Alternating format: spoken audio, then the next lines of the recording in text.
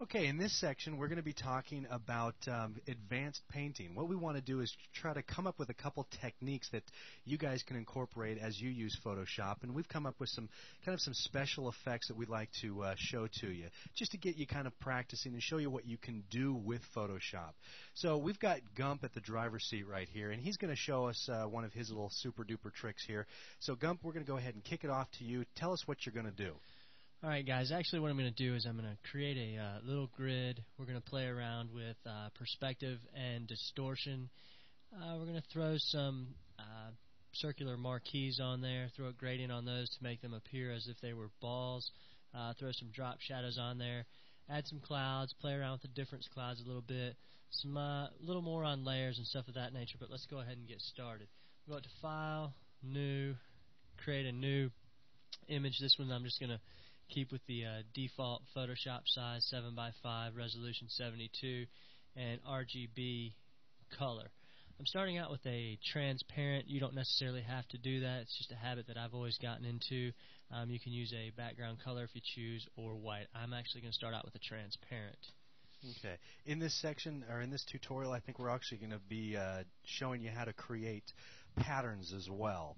So Gump is going to use a pattern that he's going to generate, and he's going to show you how to do that now, and then so that we can kind of get you used to what it would take to actually create your own patterns.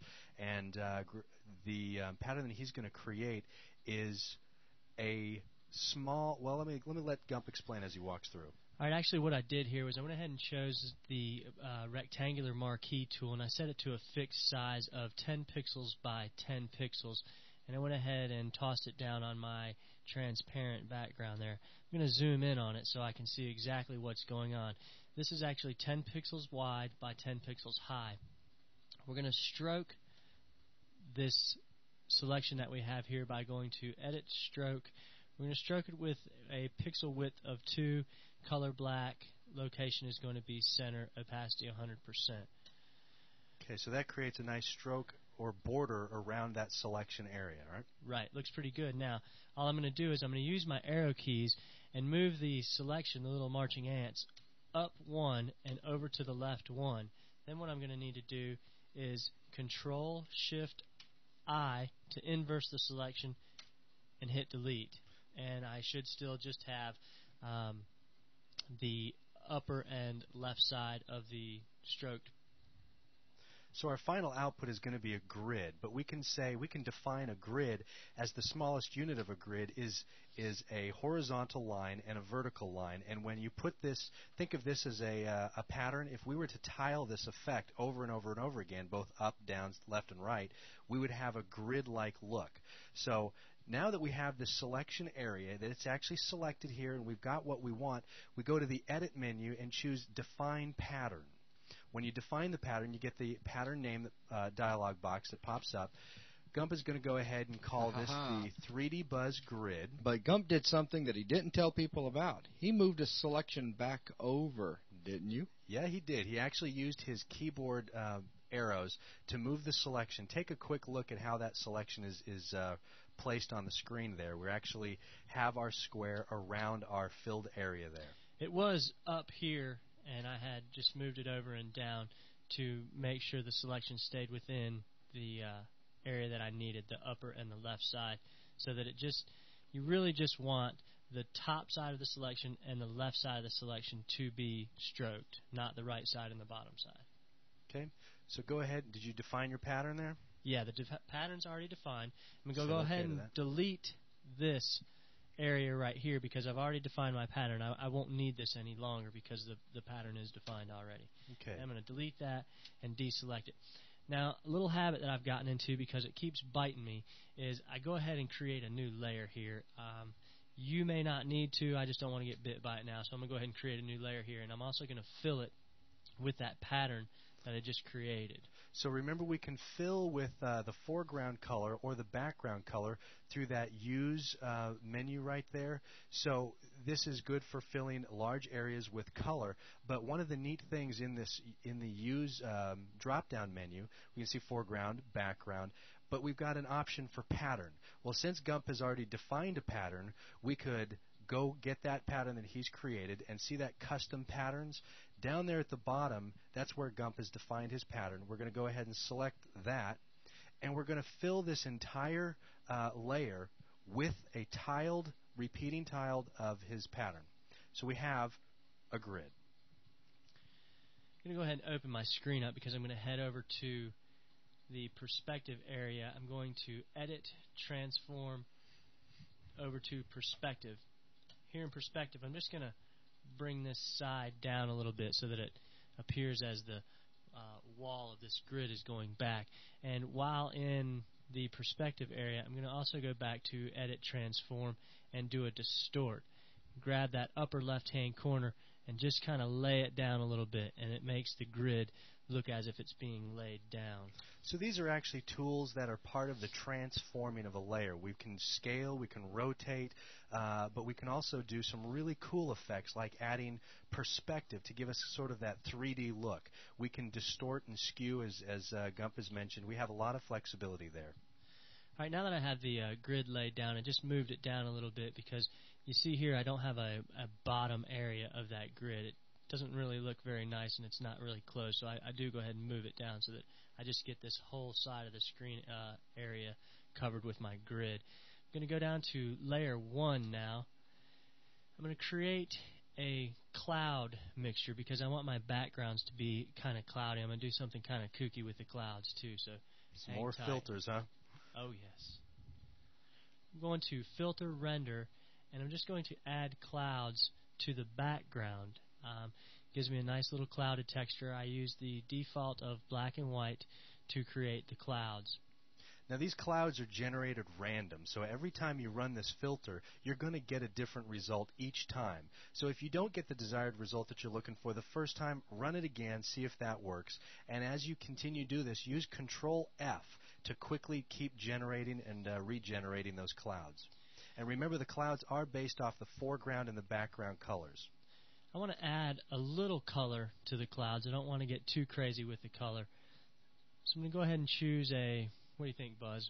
Color clouds you want there? Buzz isn't paying attention. The orange thing? No, actually I am. Okay. The orange color you had earlier was pretty cool. All right. I think I had to start out with a little blue, and then when I differenced them, it gave them a little orange. So let's try this little light blue here. Then I'm going to go back up to filter. Now before I made a cloud, this time I'm going to use difference clouds, and it should add a little bit of my foreground color to the difference clouds. There I have kind of a blue and red cloud picture there. Okay, and the difference clouds being similar to the cloud generation, except the difference clouds actually will take those colors and invert them slightly in their color range, so you get kind of a wacky, cool effect. Okay. So this time I just hit Control F, and I can continue to hit I like the orange that you had last Control time. F. Lots of blue in there this time. And get different colors. He's reaching for the orange. Going for the orange. Well, it just had an interesting burning effect to it. Yeah, So this is actually how you might start to create a But see, the burned problem paper that you look, got too. now is you've got the blues introduced. Now you're hitting it with Right. the oranges. Right. So now I've added the blue in there, and as I introduce the oranges, they just start to intermingle. So the best bet would be to go back to render, go ahead and hit the clouds, maybe give them the orange and the black from my foreground to my background, and now let's try the difference clouds and see if we get what we want here. So what he did is, when rendering the clouds, it's going to continue to render over and over and over again, but it's going to fill the layer each time it goes. When you choose rendered or difference clouds, it actually looks at what was previously on that layer to create its new pattern. Just kind of cycling through the Control F to play with my clouds a little more. Now that I have more of a dark background and I had used a dark grid area there, I want to choose my grid, make sure I'm on my layer there. Maybe So you want to kind of lighten that grid up a little bit? Yeah, let's just make it a little gradient there. You know, you could either use a gradient to add some color to the grid, or if you wanted to, just to make kind of a white grid, you can always go to the hue saturation, add some color to it, change it to a different color, or you could go to the brightness contrast. Maybe if there is color, you can brighten it up. There's a lot of different ways to get to a light color. But now, do you actually need to be? He's got the thing selected right now, and he's working with the hue saturation. Does he need to have it selected so that he can see what he's doing, since that's on a separate layer? Not really. He doesn't have to have it selected. Because it's a layer, it's going to affect the entire layer. And so in some cases, he can just go ahead and take out the selection, apply the effects to the entire layer. Now, here's something you might want to think about, too. If you have to, in some cases like this layer 2 that has the grid, if you need to have a selection on but it's getting in your way, Control H will temporarily hide your selection as if you don't have one. But don't get tripped up. You still have a selection. Control H will bring it back. So if you need to get that out of the way, Control H will help. So I'm just going to lighten my grid up here towards a lighter white color. If we wanted to lower the opacity down a little bit, we could do that. Just kind of make those clouds in the background appear like they're coming through just a little bit. I'm going to go up to the elliptical marquee tool, and I'm going to constrain this to a circle. Actually, let's add a new layer first so we can play with the circles a little better. In case we need to move them around, we want to make sure that they're on their own layer so that they're not being affected by the grid layer underneath. Make sure you're back to normal, too. You don't want a 10 pixel by 10 pixel little circle. You won't be able to see it like I just did there. Create kind of a large circle there, and let's go back to our default colors of black and white, except I'm going to reverse these around and make the foreground white and the background black. I'm going to add a gradient to this, and I want to make sure that the gradient is set to foreground to background. Make sure the gradient options up here is set to radial, and just begin pulling down, and voila, I have a little ball area made. So it's like a pseudo 3D ball we I'm created. going to deselect it and add a little drop shadow to it so it kind of looks a little more 3D there. Sure, we have to make it stand out from the background and give it some distance away from that grid. Looks pretty good. How about you, Kelly? I kind of like it. All right. I like it. Now we're going to clone this ball so that we have more than one ball on the grid by using our clone tool over here that I had so hard tried to. Yeah, we're giving Gump another chance. Can we clone between layers? Yes, you can. You can actually pull objects from one layer. Make sure that you sample from the layer that you want to clone from, go to a new layer, and just start painting down. You can actually sample between layers. So can we do that here so that we have the balls on two different layers? Do you want to try to add a Sure, go ahead and add a layer. Sample from layer 3. Make sure you select the new layer and start painting in your new location. Very nice. Good question, Buzz. Thanks. That's actually a helpful one that I get a lot of questions about. Now, as you can see in this case, his shadows are not going to go along with that layer. The reason being is because the shadow is part of an effect. Now, if he tries to create the style, he's going to well, go ahead and give it a shot. See if you can get it. I have a feeling I know what's going to happen. He did such a good job with that clone tool and just getting the pixels that he wants that he can actually reproduce the shadow almost intact. Wow. Good job. Good job. Very nice. You guys want to throw some text on this at all anywhere? Yeah, throw some 3D buzz up there. 3D buzz. Oh, of course. Let's see. It's looking really nice, Gump. I'm very impressed. So he's going back for the. I feel like he just loves he's going that thing. back for the mask. Oh man. Oh, the mask tool is great. It's the best tool ever. So we've introduced him to this, and now he's just having a heyday with it. Oh yeah, it won't stop. Think the text looks all right there, guys? Maybe up a little bit. A little higher? Yeah. Yeah, that's good. You want to crank the text around or rotate it or anything? Nah, we'll keep it simple. All right. I'm a simple kind of guy.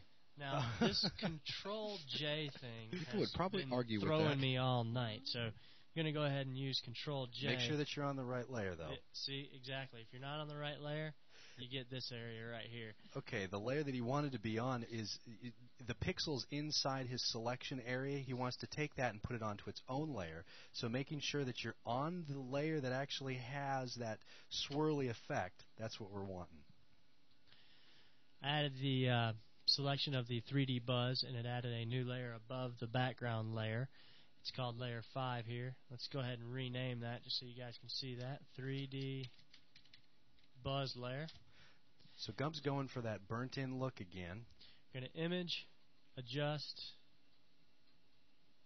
hue saturation, darken it up a little bit. Probably going to have to go quite dark on this one because my background's fairly dark.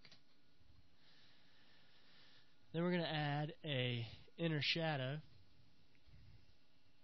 See how it looks in the background there. It's a little bit too dark, but what instead he could have done is instead of darken the 3D buzz, he could easily have just as lightened it and probably created a really cool effect. Let's try that. Okay. Hue saturation. Lighten it up and just kind of do the reverse opposite. There you go. Let's try that.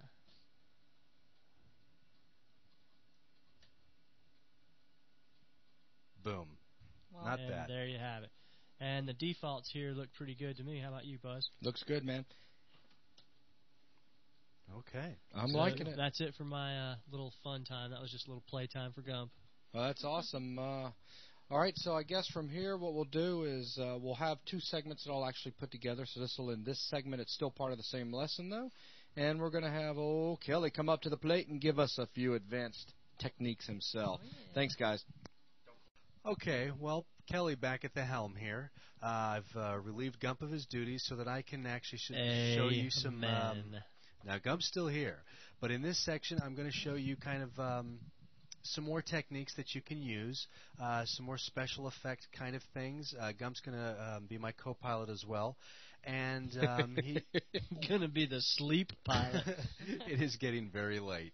Or very early. Early, depends on how you look at it. The cup is always half full. One of the special effects that I'd like to introduce is maybe a star field or a space scene.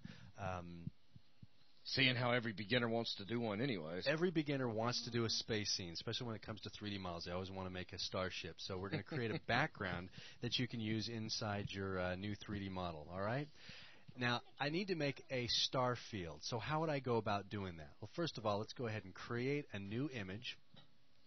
And I'm going to go ahead and use a default 8 by 10, but I'm dropping the resolution down to 72. I'm going to go ahead and stay with RGB and white.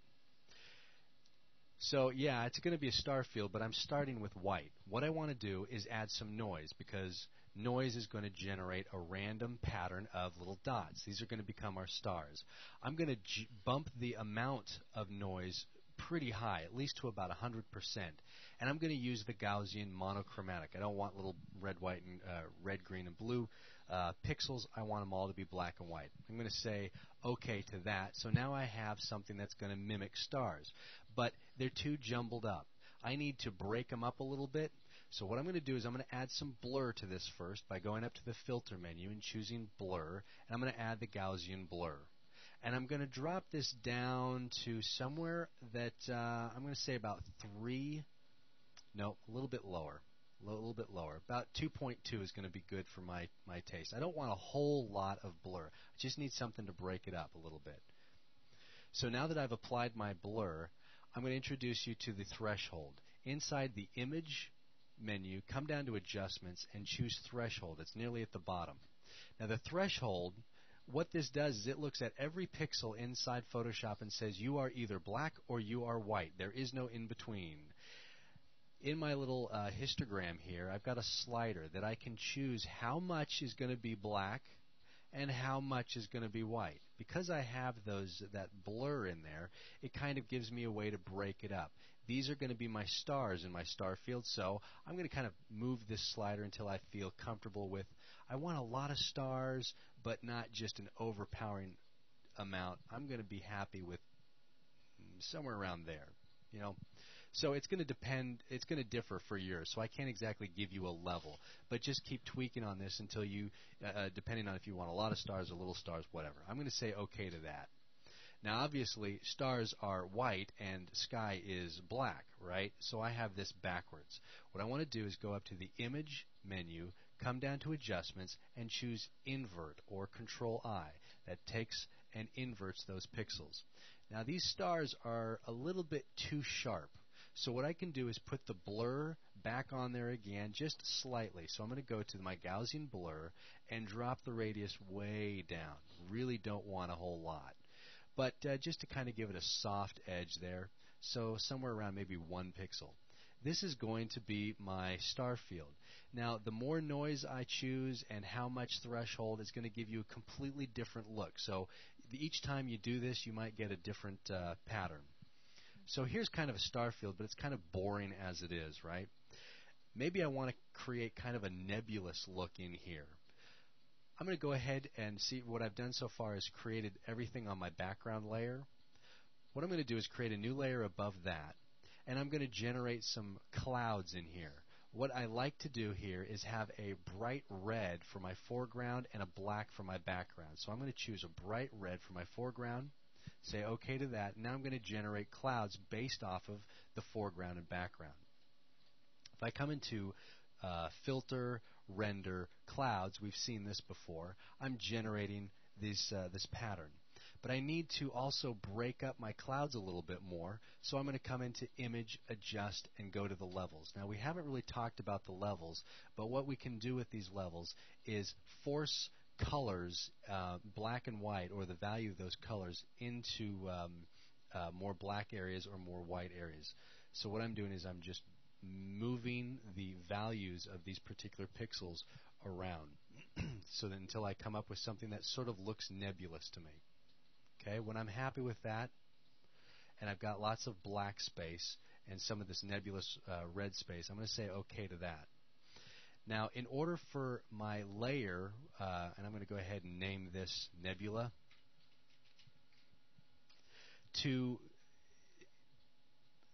I want to be able to see my background through this nebula. So what I'm going to introduce to you now is the blending modes.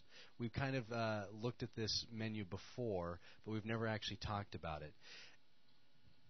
Blending modes actually take the pixel values of the layer that's right underneath it and add them or multiply them in a number of different ways to the layer right above them, so that we can get a mixing of layers and their colors and their values. We've got all sorts of different options. The one I'm going to look at right now is maybe the multiply, so you can see how the color of the background is getting multiplied along with the nebula. This is just one of the many options, and another one I can look at is maybe screen. This gives us the that one looks black. Really cool. That does look cool, doesn't it? That. This is actually the screen and maybe the overlay, just to show a few of them to see what they do. But screen is what we're going to go for to create that nebulous effect. The black gets shown straight through, and you can still see the stars inside our nebulous. Cool? Those clouds going to stay that red? I can drop the opacity down just so that I don't have just so an overwhelming abundance of red there. Cool. So somewhere around maybe 50. Looks pretty good. Looks good? Good.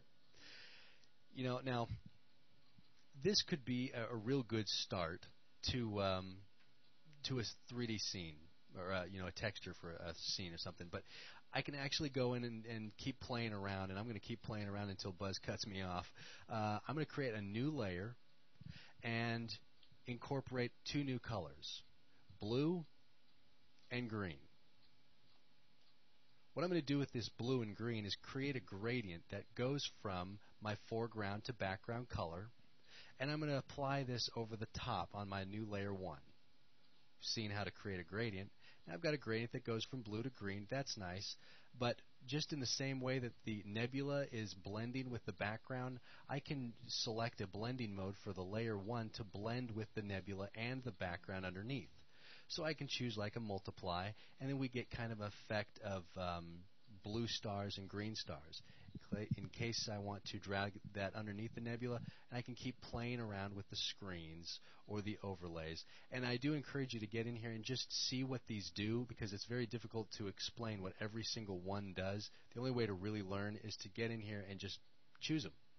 So a multiply, and this is kind of the effect that I wanted. I kind of wanted some blue stars and some green stars. And once again, I can drop the opacity so that it doesn't really show up so brilliant. So it's kind of just a little blue and a little green.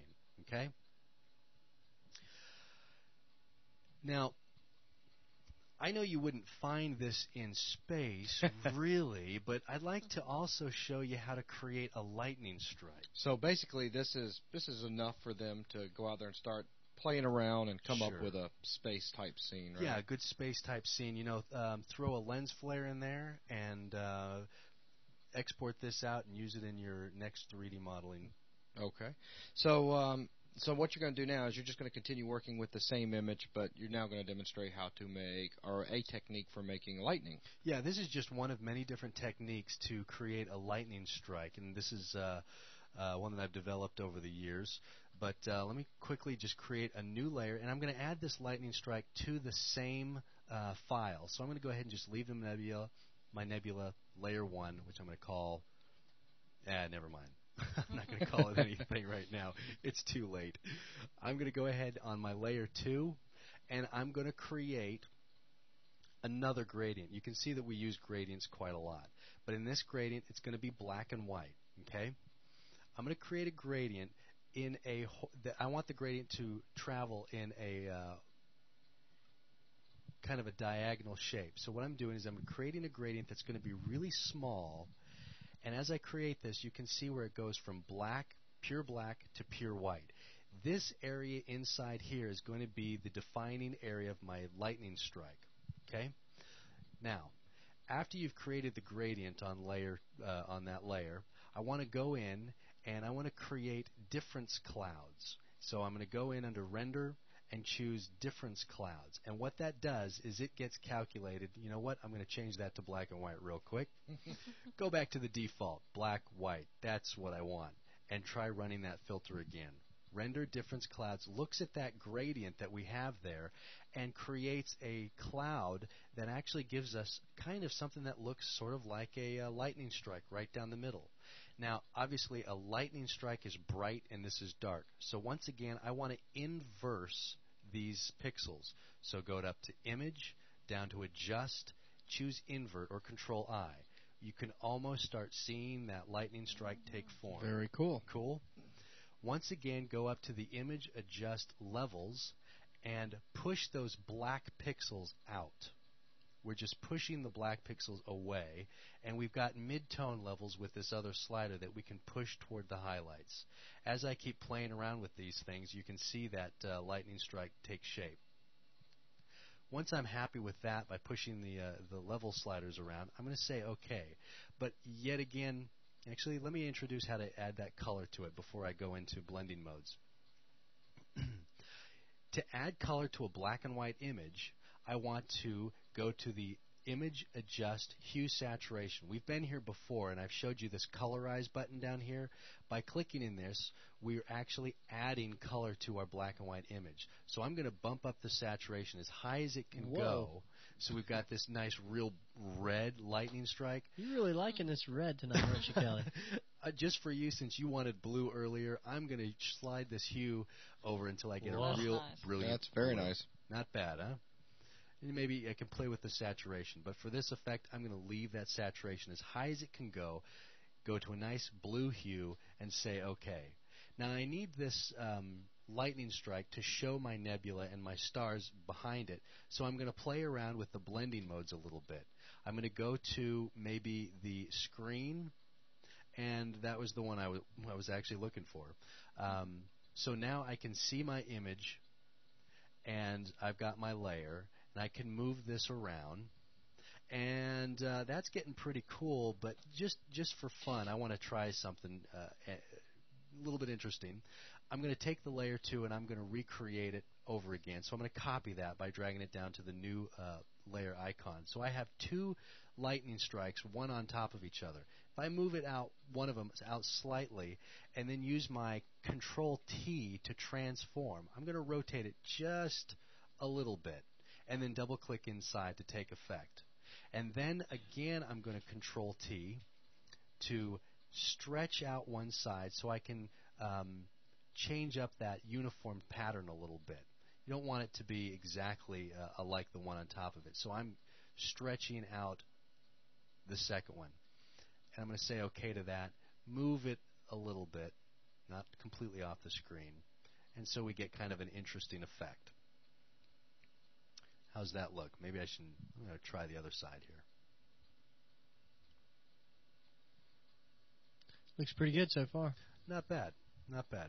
Okay, so you can continue playing around with that too, and you can use tools like the smudge tool to actually create those little hairs that come off of a lightning strike, so that it doesn't have to be completely uniform. But remember, the trick to this is using the gradient and the difference clouds, and the size of your gradient is going to affect how well your lightning strike gets created. Play around with that. You can create some really cool looking lightning strikes. Pretty fast way to do them as well. Yeah, it's a good technique. They're kind of for the wow factor to throw in and just say, oh yeah, I've been working on this for hours and hours and hours, and it really took you about 5 minutes to do. It's fun to put logos into images like this as well, so that you can have like a logo with a lightning strike in the background. Okay? Okay, all right. Very good for lightning. Now, I guess a final thing for some advanced painting. We've played around with text quite a bit in several of these different lessons. You want to show us anything that we can do with text that might be just a little bit more sophisticated than the few things that we've been doing? Okay. Like maybe some scan lines or some glows or maybe a combination of all these things? Sure. Let's try doing another logo with our nice little lightning strikes here, and we'll go for the old 3D Buzz logo here. So first of all, what I want to do is grab my text tool and start typing 3D Buzz. Okay. Once again, I want to change this to a lighter color. Kelly, did you know the later it gets, the better you spell? That is true. I've had a lot of practice with 3D Buzz now. So I'm going to say OK to that. And I've got a nice blue, real brilliant blue. All right, now this gets a little crazy with the layers, but I'm going to try to walk you through step by step. I know that I'm not going to need to change the text. I'm good. I think I spelled it just right. You know what? Maybe I'll just make those capitals just for the effect. But after that, my text is good. I want to rasterize this text layer. So I'm going to right-click on that and choose Rasterize Layer. That actually creates it into the pixel so that we can modify this just like any other layer. We can no longer edit our text. What I want to do now is I want to get my selection area for all the pixels that comprise this 3D Buzz text. Remember before I talked about we can grab selections from a layer by holding Control and clicking on the layer. And Photoshop hunts through all these transparent layers and just starts creating a selection area around the pixels that it finds. Once you get done, you've actually created a selection around that area. Something that I can do with the selection area is I can go to the Select menu, since I'm talking about a selection. I can modify this in a number of different ways. I can expand the selection area outward or contract it inwards. I'm going to go ahead and show you how the contract works. I'm going to choose contract, and you can see we've got a contract by, and it asks us how many pixels we want to contract. You know, it happens to be on 2 pixels, which is exactly what I was hoping for. So I'm going to say OK to that. You can see that my selection, I'm going to zoom in here, my selection area, which used to be at the edge, has now actually been shrunk in by 2 pixels. So is that sort of like the feather tool, or? Actually, it's not like the feather tool in the way that the feather tool will actually create a smooth gradient between them.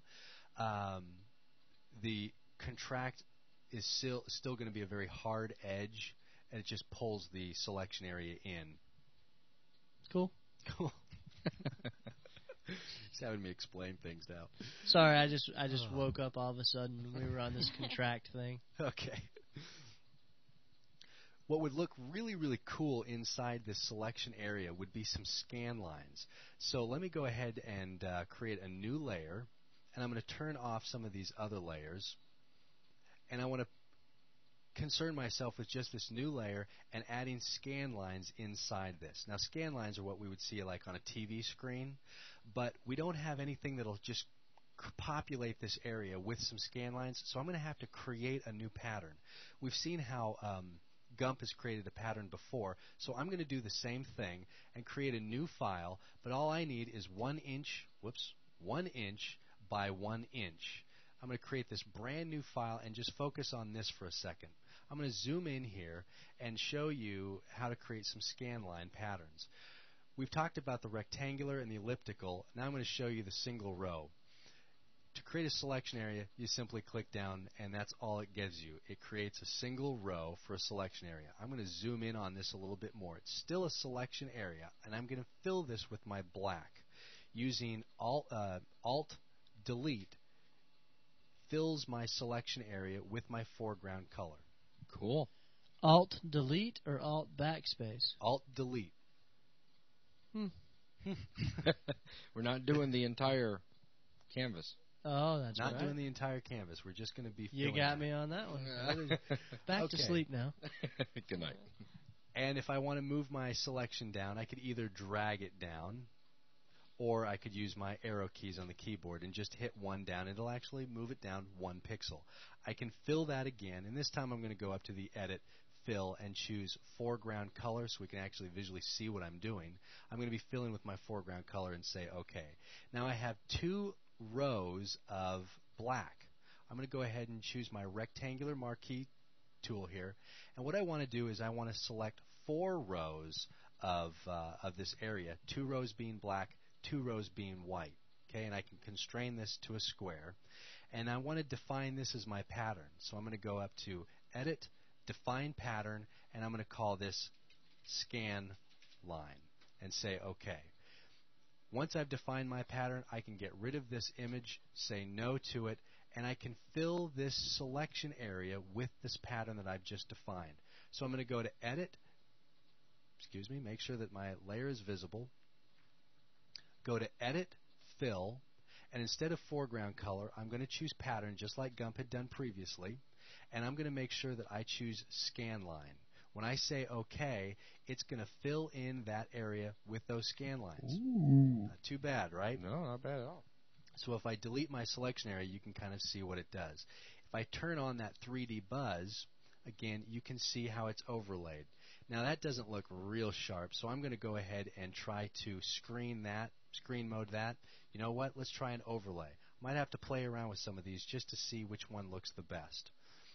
I'm going to stick with screen for now and drop the opacity down so that it kind of blends in with the background of 3D buzz. Cool? Now, I'm not done with the 3D buzz layer yet either. I'm going to add some outer glow to that. Now, remember, the outer glow is part of the layer styles, and I can get to my layer styles down here. I'm going to grab the outer glow to bring up the layer styles dialog box, and I've got options for changing the color of the glow. And as you can see around here, I'm actually creating a bit of a glow around the text. If I change the color, I get my color dialog box, and I just get you know what, I'm just going to go straight for the old white and say OK.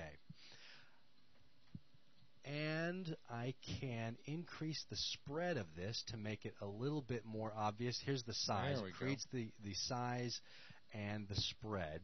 That's pretty cool. Drop the size a little bit, increase the spread, so I get more of a hard edge there. You guys want to hear something scary? What's that? Every time I see something really cool on here, I always want to do that Fat Albert thing where he's like, hey. Go back to sleep, Gump. I mean, You're dreaming, my friend. You're scaring me. I see all this cool stuff. I'm like, Scaring hey. me. You're scaring me. Go to sleep. Oh, I don't even want to tell you what time in the morning it is. Yeah, I know. Okay, another thing I can do, just like we've done before, to do that burnt in look, I can use an inner shadow to create a shadow inside, and to kind of give it that little bit of a. How about the gradient look. thing on the inside as well? Want to create a gradient on there as well? Let's make like the bottom half of 3D Buzz all black and then it fade into that blue. So we want a gradient to go in here. All right. Let's. What I want to do is I want to get my 3D Buzz selection back. So what I'm going to turn off some of these effects here. This is the selection that I want again. So I'm going to Control-click on that layer to grab that selection. I'm going to turn on my other layers real quick, and I'm going to create a new layer above layer 3. In this layer, I can create a gradient that goes from, let's say, black to white, and starting somewhere a little bit toward the, not quite the top, not quite the bottom, I'm going to create a gradient that stretches that way. Okay? Actually, you know what I want to do? I'm going to turn on my reverse and do it one more time. I have a lot of trouble with that. All right.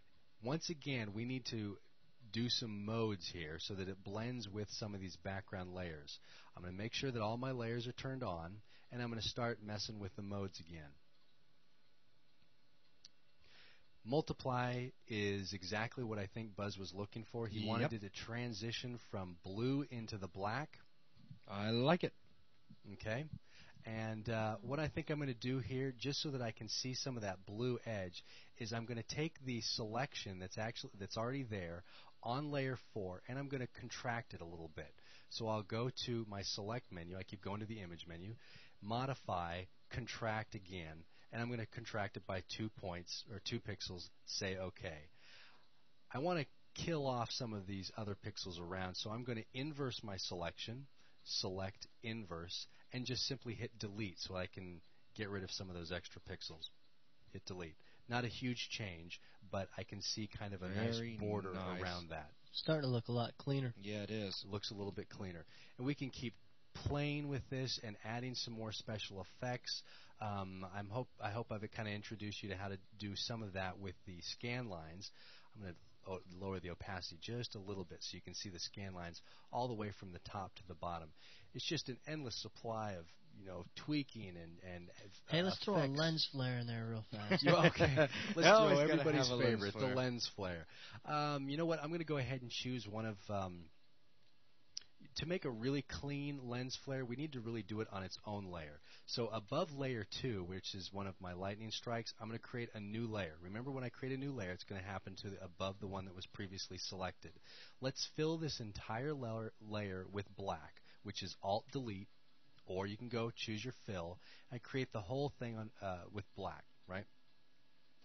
From here, I'm going to go into Filter, Render, Lens Flares. We're presented with the dialog box for creating lens flares, and you can see we have different types of lens: 50 to 300 millimeter zoom, 35 millimeter, 105 millimeter, kind of different cameras that create lens flares, and you can switch between them to see what kind of effects they create. And you can change your brightness as well. There's not a whole lot of control, but it does add a little bit of a cool effect. If you're into lens flares, this is the way to go. They can be overdone, so try to keep it to a minimum. Say OK to that, and it creates a lens flare on this new layer. Once again, I'm going to go ahead and find a good blending mode so that my lens flare will actually blend in with my other layers underneath. So in this case, on this layer where my lens flare is, screen works really well. Okay? Looks pretty cool. So we've seen a way to do some star fields, how to create kind of a space scene, add some nebula to that. Of course, play with the colors. You can create blue nebulas, green nebulas. I created red ones. How to a nice technique for creating a lightning strike. A different way to play with some text. You're actually playing with layers, and there's no text on this in this image. We've rasterized the text, and so we just keep adding effects to that layer. Good reinforcement of layers, though. Absolutely. Good. No, definitely. Good. I hope you enjoyed that. That's about all I've got for that section. Okay, sounds great. Thanks a lot, Kelly.